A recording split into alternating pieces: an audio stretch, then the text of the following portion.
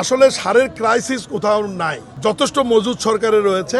যে চলমান সারের ডিলার যারা আছে দায়িত্বে, তারাই সার উঠাবে এবং বিক্রয় কার্যক্রমের সাথে থাকবে পরবর্তী নির্দেশ না দেওয়া পর্যন্ত। আমরা কোনো ডিলার বাতিল করছি না।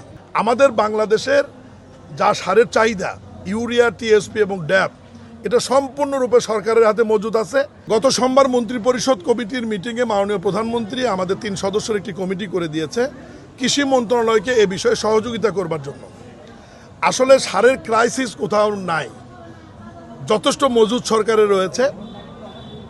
ডিলারদের মধ্যে একটা আতঙ্ক তৈরি হয়েছিল, যে ডিলারদের ধারণা ছিল যে তাদেরকে আমরা বাতিল করে নতুন ডিলার নিয়োগ করব। কিন্তু ইতিমধ্যেই গতকাল আমরা একটা পরিপত্র জারি করেছি।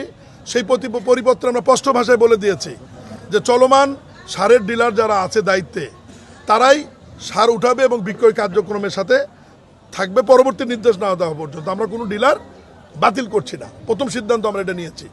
দ্বিতীয় সিদ্ধান্ত, আমি কৃষকদেরকে অনুরোধ করব যে আলু রোপণ এবং রবি শস্য রোপণের জন্য অগ্রিম যারা টিএসপি, ড্যাপ বা এ ধরনের সার অগ্রিম যারা কিনছেন, তারাই এই আতঙ্কটা তৈরি করছেন। এতে অগ্রিম কেনার দরকার নাই। আমাদের বাংলাদেশের যা সারের চাহিদা, ইউরিয়া, টিএসপি এবং ড্যাপ, এটা সম্পূর্ণরূপে সরকারের হাতে মজুদ আছে। এবং বাংলাদেশের 133টি গোডাউনে এবং বাফার গোডাউন যে রয়েছে 33টি, টোটাল গোডাউনে আমাদের সার ভরপুর মজুদ আছে। সারের কোনো ক্রাইসিস নাই। শুধুমাত্র কিছু কৃষক আলু এবং রবি শস্যের জন্য অগ্রিম সার কিনতে গিয়ে এ ধরনের সমস্যা তৈরি হয়েছে। এবং 2-1 ডিলার যারা সার উঠায়নি বা উঠিয়ে মানুষের মধ্যে বিতরণ করতে দেরি করেছে, তাদের বিরুদ্ধে আমরা ব্যবস্থা নিয়েছি।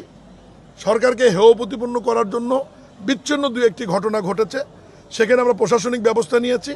তবে আমি আপনাদের মাধ্যমে দেশবাসীকে এবং কৃষক সমাজকে আমি নিশ্চয়তা দিতে চাই যে যারা ডিলার আছে বর্তমান, এই ডিলারদের মাধ্যমে আপনারা সার পাবেন।